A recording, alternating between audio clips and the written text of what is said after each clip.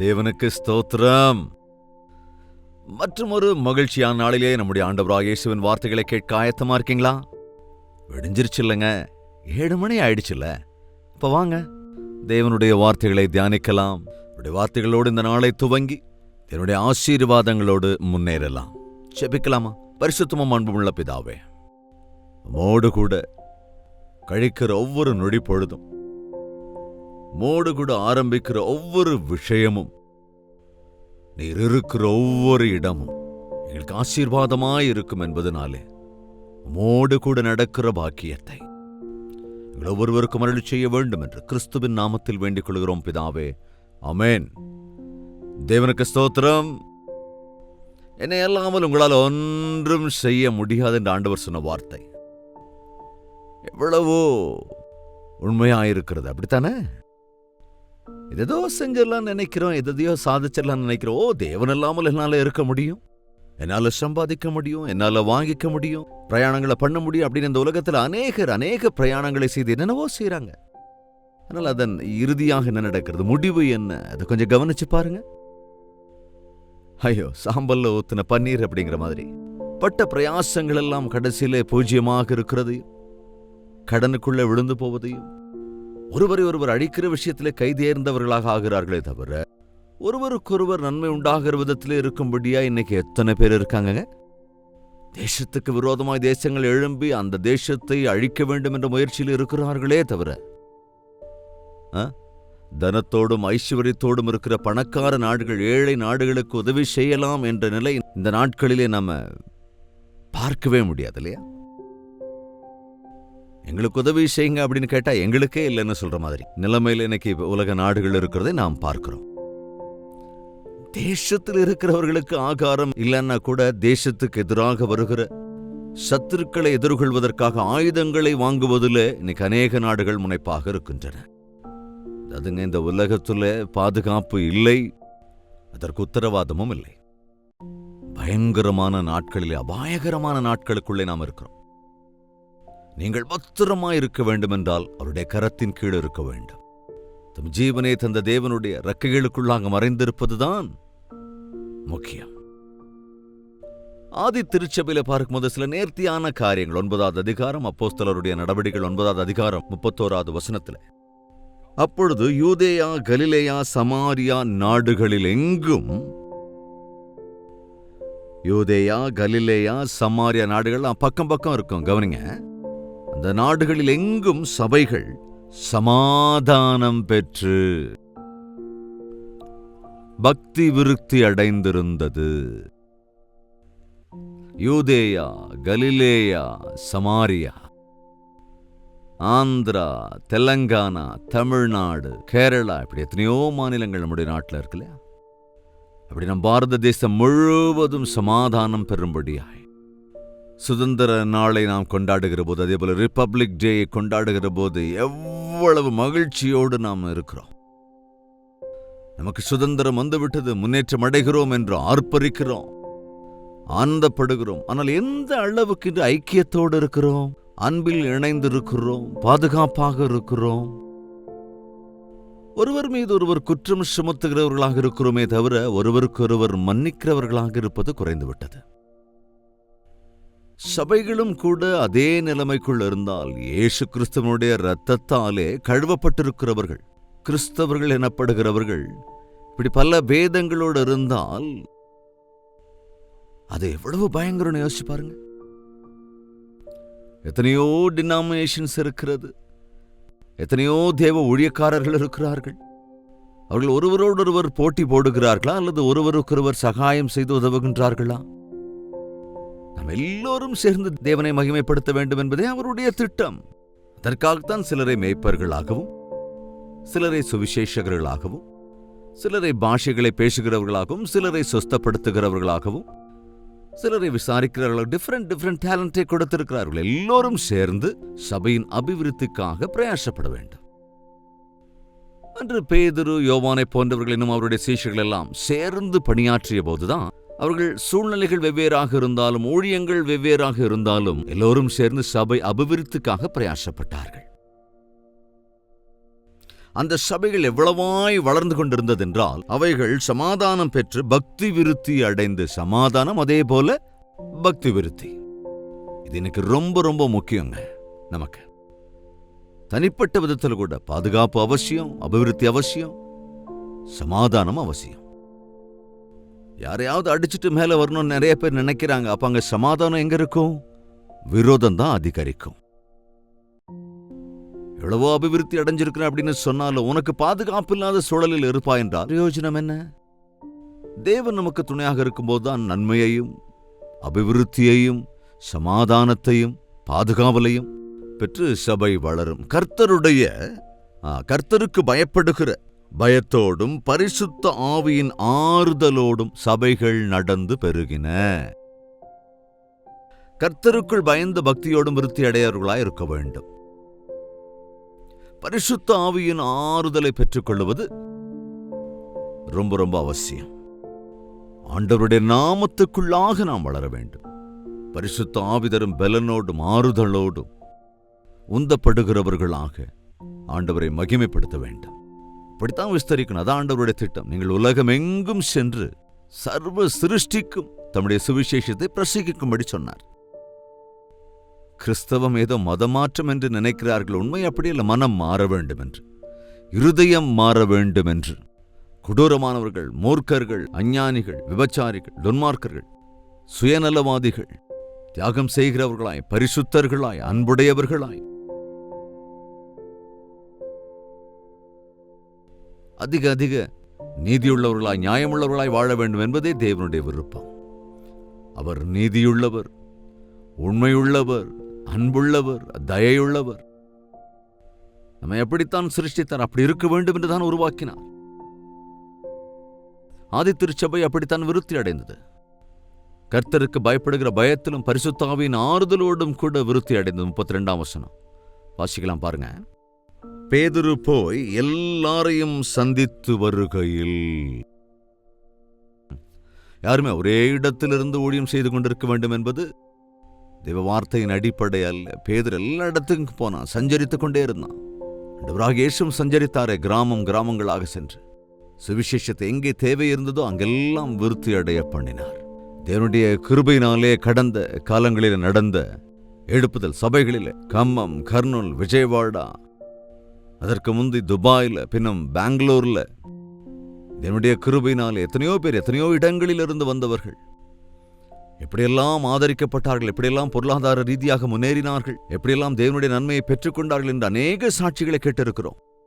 இந்த வேதனைகளோடு, இந்த பாடுகளோடு நாங்கள் தவித்துக் கொண்டிருக்கிறோம் என்று தங்கள் இருதயத்தை பகிர்ந்து கொண்டவர்கள் அவர்களெல்லாம் கவனித்த போது, ஆண்டவரே, இன்னும் எத்தனை பேர் எங்கெங்கெல்லாம் உம்முடைய வார்த்தைக்காக ஏங்கிக் கொண்டிருக்கிறார்களோ, உம்முடைய ஆறுதல் அதிகமாய் தேவைப்படுவோர் இருக்கிறார்களோ, அவர்களை சந்திக்க கிருபை அருளுங்க ஆண்டவரே. உமக்கு சித்தமானால் இந்த இடங்களிலெல்லாம் வாய்ப்பு இருக்கிற போதே தேவனுடைய கிரியைகள் நடக்க வேண்டும் என்று தான் அநேக சபைகளிலே இந்த கெட் டுகெதர்லாம் ஏற்பாடு செய்து நாம் தொடர்ந்து போய்கொண்டு வருகிறோம். ஜெபியுங்கள். பேதுரு போய் எல்லாரையும் சந்தித்து வருகையில் அவன் லித்தா ஊரிலே குடியிருக்கிற பரிசுத்தவான்களிடத்திற்கு போனான். லித்தா என்கிற ஊருக்கு வந்த பேதுரு அங்கே இருந்த ஒரு சிறிய பரிசுத்தவான்களின் கூட்டம், அதாவது அன்னைக்கு சர்ச்சஸ் இல்லை, இப்ப மாதிரி பில்டிங்ஸ் எல்லாம் இருக்கல, ஆனால் சபைகள் இருந்த ஆத்துமாக்கள் ரட்சிக்கப்பட்ட போது கிறிஸ்துவின் இரத்தத்தால் கழுவப்பட்ட கூட்டமே சபை. சபை என்றால் ஏதோ பில்டிங் இல்லைங்க. விசுவாசிகள் ஒருமனப்பட்டு ஜெபிக்கும் போது கிறிஸ்துவின் பிரசன்னம் இருந்து தேவனுடைய ஆலயமாக அந்த இடம் மாற்றப்படுகிறது. ஆதி திருச்சபையில் அவர் வீடு வீடாகத்தான் எங்கும் அவர்கள் கூடினார்கள். இன்னைக்கும் கூட எத்தனையோ பேர் இப்படி வீடுகளில், சில காம்பவுண்ட்ஸ்ல சபைகள் மீட்டிங்ஸ், ஆராதனைகள் நடத்துகின்றார்கள். நாமும் கூட அநேக இடங்களில் அப்படித்தான் செய்து வருகிறோம். கட்டடங்களுக்கு முக்கியத்துவம் தருகிறோமே தவிர ஆண்டவருடைய பிள்ளைகளை ஒன்று கூட்டி அவர்களை ஐக்கியப்படுத்த வேண்டும் என்று, அவர்களை ஆயத்தப்படுத்த வேண்டும் என்று ஆசையுள்ளவர்களாக இருக்கின்றோமா? லித்தாவுக்கு போகிற போது அங்கே ஒரு மனுஷனை பார்க்கிறான். அதாவது திமிர்வாதம் உள்ள ஒரு மனிதனை பார்க்கிறான். 8 வருஷமாய் கட்டிலின் மேலே. இன்னைக்கும் கூட ஜெப தேவைகளுக்காக கடிதம் எழுதுவோருக்கு இந்த பிரெயின் ஸ்ட்ரோக், அதே போல திமிர்வாதம், heart stroke, heart attack, kidney problem இன்னைக்கு அதிகமா இருக்கிறத நாம பார்க்கிறோம். இந்த பக்கவாதம் திமிர்வாதம் எல்லாம் ரொம்ப டென்ஷன்ல இருக்கிறவங்களுக்கு தான் வரும் ஒரு காலத்துல. ஆனா இன்னைக்கு பார்த்தா வாலிப பிள்ளைகளுக்கு 30 years, 28 years, 25 years ஹார்ட் அட்டாக்ல மறிக்கிறது, பக்கவாதம் வந்து கை காலம் விழுந்து போய் அவங்க படுத்த படுக்கையா இருக்கிறத பார்க்கும்போது ரொம்ப ரொம்ப வேதனையாவே இருக்கு. உண்மையான தேவதாசன் அப்படிப்பட்டவர்களை பார்க்கிற போது அவர்களுக்கு ஏதோ சரீர பிரகாரமான உதவியையோ பொருளாதார ரீதியான உதவியோ செய்வது அல்ல, எல்லாவற்றையும் காட்டிலும் மேலான ஆண்டவருடைய நாமத்திலே இருக்கிற வல்லமையினாலே அவர்களை விடுவிக்க வேண்டி இருக்கிறது என்பதை நாம் உணர்ந்து கொள்ள வேண்டும். எப்பொழுது பரிசுத்த ஆவியானவருடைய கிரியைகள் நடக்கிறதோ, சபை விருத்தி அடைகிறதோ, சபை கண்ணீரோடு கூட ஜெபிக்கிறதோ, அங்கே பரிசுத்த ஆவியானவருடைய கிரியைகள் திட்டவட்டமாக நடைபெற ஆரம்பிக்கும். உண்மையான சுவிசேஷம் என்பது வார்த்தைகளால் அல்ல, அது ஆச்சரிய காரியங்களாலே நிரூபிக்கப்படுகிறது. பேதுருவின் ஊழியத்திலே 8 வருடங்களாக ஒருவராலும் கியூர் பண்ண முடியாத, ஒருவராலும் சுஸ்தமாக்கப்பட முடியாத, படுத்த படுக்கையாய் கிடந்த ஐனேயா என்ற பேருள்ள மனுஷன், லித்தா என்ற ஊரிலே ஐனேயா என்ற பேருள்ள அந்த மனிதனை பார்த்துட்டு அப்படியே போலங்க பேதுரு. பார்த்து, ஐனேயாவே, இயேசு கிறிஸ்து உன்னை குணமாக்குகிறார், நீ எழுந்து உன் படுக்கையை நீயே போட்டுக்கொள் என்று அவனிடத்திலே சொல்லுகிறான். ஐனேயா, இயேசு கிறிஸ்து உன்னை குணமாக்குகிறார். ஹல்லேலூயா. அன்றைய அப்போஸ்தலர்களுக்கும் இன்றைய போதகர்களுக்கும் அநேக வித்தியாசம் இருக்கு. வெள்ளியோ பொன்னோ எங்களிடத்தில் இல்லை, ஆனால் எங்களிடத்தில் இருப்பதை உனக்கு தருகிறோம், நசரேயனாகிய இயேசு கிறிஸ்துவின் நாமத்தில் எழுந்து நட என்று சொன்னார்கள் பேதுருவும் யோவான். அப்பொழுது முடவன் எழுந்து நடந்த தேவனை ஸ்தோத்தரித்தான்.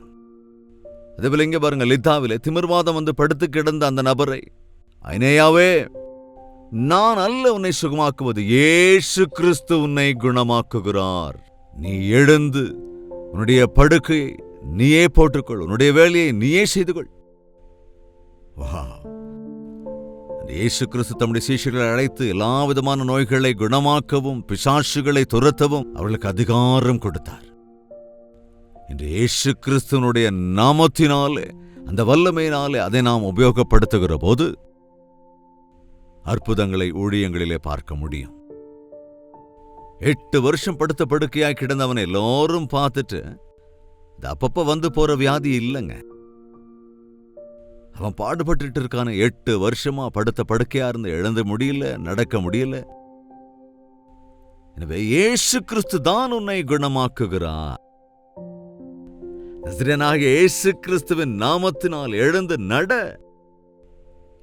இன்றும் கூட குணமாக்குதல் இல்லை என்போர் இருக்கிறார்கள், குணமாக்குதலை நம்பாதவர்களும் இருக்கிறார்கள். ஆனால் இன்றும் கூட நேற்றும் இன்றும் என்றென்றும் மாறாதவராயிருக்கிற ஆண்டவர், அந்த ஆண்டவராக இயேசு கிறிஸ்துவின் நாமத்திலே ஜெபிக்கிற போது எத்தனையோ வியாதியஸ்தர்கள் என்று சொஸ்தமாகிறார்கள். சோசியல் மீடியா மூலமாக நீங்கள் அனுப்புகிற ஜெப தேவைகளுக்காக ஜெபிக்கும் போது உங்களிடத்திலிருந்து பிரைஸ் ரிப்போர்ட்ஸ் வருகிறதே, உடனடியாக தேவன் செய்த கிரியைக்காக சாட்சி சொல்லுகிறீர்களே. டாக்டர்களால் கைவிடப்பட்ட செத்துப்போவார் என்று சொன்னவர்கள் எல்லாம் டிஸ்சார்ஜ் ஆகி வீட்டுக்கு வந்திருக்காங்க. இனி பிள்ளையே பிறக்காது என்று சொல்லப்பட்டவர்கள் ஜெபிக்கிற போது, விசுவாசிக்கிற போது அழகான பிள்ளையினால் நாங்கள் ஆசீர்வதிக்கப்பட்டிருக்கிறோம் என்று சாட்சி சொல்லுகிறார்களே. எங்கள் குடும்பம் கட்டப்படாது, கணவன் மனைவியாய் நாங்கள் பிரிந்துவிடப் போகிறோம், சேர்ந்து வாழவே முடியாது இந்த தகராறுகளால் என்று எரிச்சல் அடைந்தவர்கள் கூட ஜெபத்திலே ஒருமனப்படுகிற போது பரிசுத்த ஆவியானவர் அவர்கள் இருதயங்களை ஐக்கியமாக்கி அங்க அந்த குடும்பத்தை கட்டியிருக்கிறாரே. உற்சாகம் இழந்து களைத்து சோர்ந்து போயிருக்கிற எத்தனையோ வாலிபர்கள் இயேசு கிறிஸ்துவின் வார்த்தைகளினாலே பிடிக்கப்பட்டு இலக்குள்ள நல்ல சாட்சிகளா என்று வாழ்கிறார்களே. இந்த இயேசு கிறிஸ்துவின் நாமத்திலே உலகம் முழுக்க இப்படிப்பட்டவர்கள் நடந்து கொண்டேதான் இருக்கின்றன. உங்களில் யாராவது இந்த வல்லமை, இயேசு கிறிஸ்துவின் நாமத்திலே இருக்கிற வல்லமையை அனுபவித்திராவிட்டால், இப்பொழுதும் இந்த அனுதின தியானத்தை கண்டுகொண்டிருக்கிற உங்களுடைய விஷயங்களில் எதிலெல்லாம் நீங்கள் குருடர்களைப் போல இருக்கிறீர்களோ, இயலாதவர்களைப் போல இருக்கிறீர்களோ, என்னென்ன பாடுகளோடு, எந்தெந்த வியாதியோடு, என்னென்ன பலவீனங்களோடு, என்னென்ன சுகவீனங்களில் இருக்கிறீரோ, இயேசு கிறிஸ்து உங்களை குணமாக்குகின்றார். ஆமென். அந்த ஐனேயாவை பாருங்க, அவன் உடனே எழுந்திருந்தான். லித்தாவிலும் சாரோனிலும் குடியிருந்தவர்கள் எல்லாரும் அவனை கண்டு கர்த்தரிடத்தில் திரும்பினார்களாம். ஹல்லேலூயா! நீ பெற்றுக்கொள்ளுகிற நன்மைகளை கண்டு உன்னை சுற்றியிருக்கிற எல்லோரும் கர்த்தரை நம்புகிற விதத்துல உனக்கு ஒரு அற்புதத்தை செய்கிறதற்கு ஆண்டவர் ஆயத்தமாயிருக்கிறார். தலைகளை தாழ்த்தி ஜெபிக்கலாம். பரிசுத்தமுள்ள பிதாவை, யார் யார் எங்கெங்கிருந்து இந்த வார்த்தைகளை கேட்டு பலவீனமுள்ளவர்களாய் வியாதிகளினாலே பாடுபடுகிறார்களோ, ஆரோக்கிய குறைவினால் அவஸ்தைப்படுகிறார்களோ, வேலையில்லா திண்டாட்டத்தால் தவித்துக் கொண்டிருக்கிறார்களோ, கற்பப்பலனின்றி வேதனையோடு இருக்கின்றார்களோ, சிரமத்தில் இருக்கிறேன், வேதனையில் இருக்கிறேன், ஆண்டவர் எனக்கு உதவுவீரா என்றும் பட்சமாய் திரும்பி இருக்கிறார்களோ, அப்படிப்பட்டவர்களை இயேசு கிறிஸ்து குணமாக்குகிறார் என்று, விடுவிக்கிறார் என்று, ரட்சிக்கிறார் என்று, நன்மை செய்கிறார் என்று இந்த வேளையில் ஆண்டவரே நான் ஜெபிக்கிற போதுதானே எங்கள் இருதயங்களிலே பரிசுத்த ஆவியானவர் கிரியை செய்ய வேண்டும் என்று, இயேசு கிறிஸ்துவின் நாமத்திலே வல்லமை உண்டு என்பதை உணர்ந்து கொள்வதற்கும், பரிசுத்த ஆவியானவருடைய கிரியைகளையும் பரிசுத்த ஆவியானவருடைய ஆறுதலையும் சபையிலே சமாதானம் அடைந்து விருத்தி அடைவதற்கும், அநேகர் ரட்சிக்கப்படுகிறதற்கும், நானும் என் வீட்டாருமோ என்றால் கர்த்தரையே சேவிப்போம் என்று சாட்சி சொல்வதற்கும் எங்கள் ஒவ்வொருவருக்கும் பாக்கியமருள வேண்டும் என்று கிறிஸ்துவின் நாமத்தில் வேண்டிக் கொள்கிறோம் பிதாவே, ஆமேன். நம்முடைய கர்த்தராகிய இயேசு கிறிஸ்துவனுடைய கிருபையும் பிதாவாகிய தேவனுடைய அன்பும் பரிசுத்தாவின் அந்யோன்ய ஐக்கியமும் சந்தோஷமும் சமாதானமும் அனுதின தியானத்தில் ஒருமனப்பட்டிருக்கிற ஒவ்வொருவரோடும் மீண்டும் மீண்டும் சதா காலங்களிலும் தங்கி தரித்திருப்பதாக, ஆமேன். விசுவாசியுங்கள், அற்புதங்கள் நடக்கும். எப்பொழுது உங்கள் ஜெப தேவைகளை தெரிவியுங்கள். உங்களுக்காக ஜெபிக்கிறோம், நீங்களும் தொடர்ந்து ஜெபியுங்கள். இயேசுவின் நாமத்தினால் எல்லாமே சாத்தியம், சுகமாகுதலும் நன்மைகளும் நடக்கும். 8939801234 நம்பருக்கு டெக்ஸ்டோ அல்லது வாய்ஸ் மெசேஜோ அனுப்புங்கள். போன் செய்து எடுக்கவில்லை என்று வருத்தப்படாதீர்கள். வெளிநாடுகளில் இருக்கின்றவர்கள் 9100100888 என்ற நம்பருக்கு அனுப்பி வையுங்கள். தேவனுக்கு சித்தமான நாளை இதே நேரம் இதே அனுதின தியானத்தில் நாம் எல்லோரும் மீண்டும் சந்திக்கலாம். அது வரைக்கும் தேவனுடைய மகா கிருபை உங்களுக்கு துணையாயிருப்பதாக.